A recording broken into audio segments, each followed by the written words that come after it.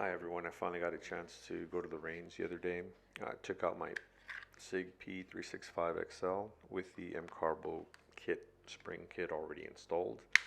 I had installed it, but unfortunately hadn't had a chance to go out and shoot it.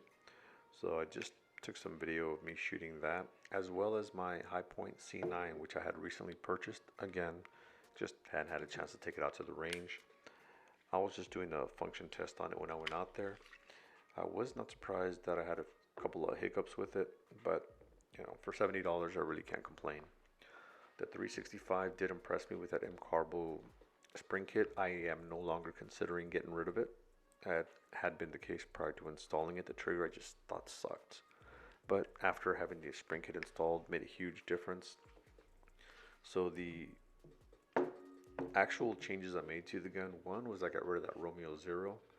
I added the Hollow Sun, and I did post a model and bronze net on there a minute ago.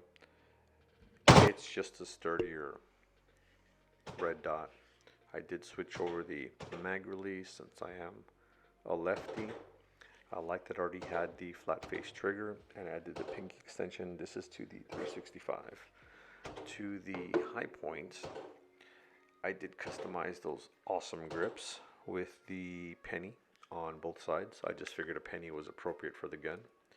And then I did scratch onto the side Yeet Life. Since they failed to provide the Yeet cannon, that's just my way of modifying that and correcting that. It's crazy that I bought this gun for $70 used, and I've seen them going online for as high as $189 for a used gun.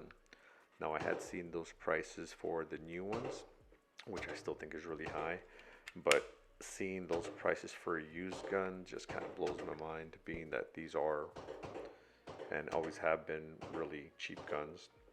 But hey, if they shoot, they shoot, right? If you can get one, get it to work properly, you just got yourself a handgun for less than $200. I don't like a few things on it, but again, for the price, I'm not going to say much. I don't like the magazine disconnect. Take the magazine out, it won't shoot.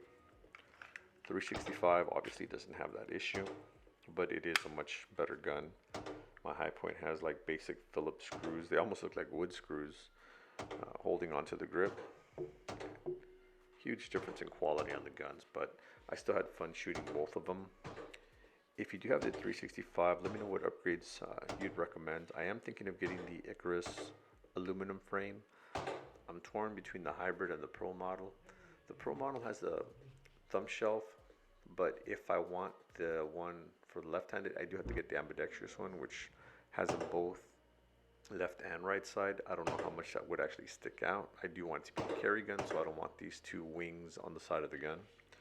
But I do like the undercuts that the trigger guard has, which isn't available on the hybrid, but the hybrid does look a lot slicker, which to me kind of makes it more ideal for carry. So let me know what y'all think. Is that too much? I mean, it does add a little weight, but not much. I mean, I carry full-size guns all the time, so this small gun and the shield plus fully loaded, I mean, they don't bother me in the slightest as far as the weight goes. Mine's more the size than the weight that affects me. Oh, and this High Point with its stovepipe. It's still a fun gun to shoot. It's got an awkward grip. It is extremely top heavy. For those of you who have not shot one or even held one, they aren't the prettiest guns, but again, you have to have something fun to shoot. They can't all be serious get home guns or EDCs or all this crazy stuff that we do with the guns. This isn't going to war. This is just having fun at my local range, and can't wait to see what I end up doing with it when it comes to matching it with my zombie shotgun. We'll see.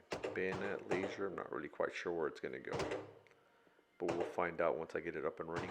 Although it is going to be just a fun gun, I do want it to function, so I do have to resolve that issue with the magazine. If any of y'all have any suggestions, please let me know. I do notice that on the magazine itself, where the catch would be, it does stick out to the sides. I'm not sure if it's supposed to be like that, like a little indentation that protrudes outward, or if at some point the prior owner maybe just yanked it out and ended up kind of damaging the magazine. It's my first High Point, probably be my last, so any suggestions, by all means, let me know. Here are the results of the shots. As you can see, a few strays, but I blame that on the wind. I'm typically not that bad of a shot.